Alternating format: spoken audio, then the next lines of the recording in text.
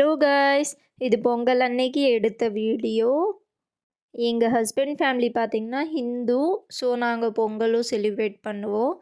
எனக்கு இது பெருசாக எதுவுமே தெரியாது, நான் இது வரையும் பார்த்ததுமே இல்லை. அதனால் அவங்க எப்படியெல்லாம் செய்யணும்னு சொன்னாங்களோ அதே மாதிரி நானும் செஞ்சுட்டு வந்தேன்.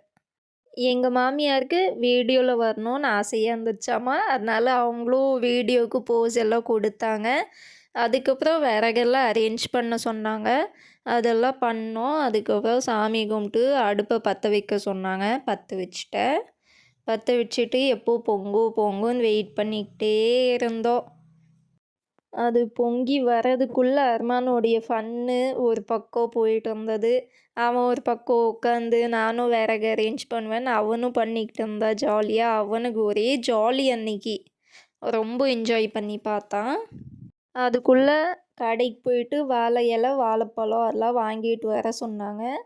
ஸோ நானும் எங்கள் ஹஸ்பண்டும் போய் எல்லாமே வாங்கிட்டு வந்து கொடுத்துட்டோம். அது வாங்கிட்டு வந்து அப்புறம் கரும்பை அரேஞ்ச் பண்ண சொன்னாங்க. கரும்பை 4 பக்கம் நிற்க வைக்கணும், அது அழகாக இருந்துச்சு பார்க்க. அது பண்ணுறப்பயே பொங்கலும் பொங்க ஆரம்பிச்சிச்சு. பொங்கல் பொங்குறப்ப நாங்கள் ஒரு பக்கம் கை தட்டி ஜாலியாக என்ஜாய் பண்ணோம். என் பையன் இன்னொரு பக்கம் இன்னும் ஜாலியாக என்ஜாய் பண்ணான். இங்கே பாருங்களேன் எவ்வளோ ஜாலியாக கிளாப் பண்ணிகிட்டு இருக்கான்னு. அப்புறம் அந்த தண்ணிலன்னு மேலே நுரையெல்லாம் எடுத்தாங்க. நுரைய எடுத்து எல்லாருமே அரிசி போட ஆரம்பித்தாங்க. நான் ஏன் இப்படி இருக்கேன்னு பார்க்காதீங்க, ஏன்னா என் கையில் கொஞ்சம் அடுப்பில் தென்னீர் வைக்க சொன்னாங்க. நான் அது மேலே போடணும்னு நினைக்காம அந்த அடுப்பை அப்படியே டச் பண்ணி திண்ணீரை பூசிட்டா. அதனால என் கை ரொம்ப சூடுபட்டு என்னால் அந்த செகண்ட் நிற்கக்கூட முடியல. சரி பரவாயில்ல, நம்மனால ஒரு ஃபங்க்ஷன் வீணாயிடக்கூடாதுன்னு நான் அங்கே நின்றுட்டு இருந்தேன். ஸோ அந்த நாள் இப்படி அழகாக முடிஞ்சுது. Like, share and subscribe. அங்கெல்லாம் பார்க்க வேணாம், என்ன பண்ண போதும்.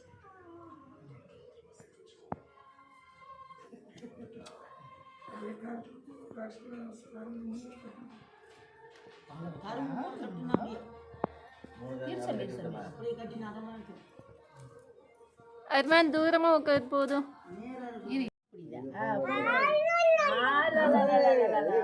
கிளாப் பண்ணு.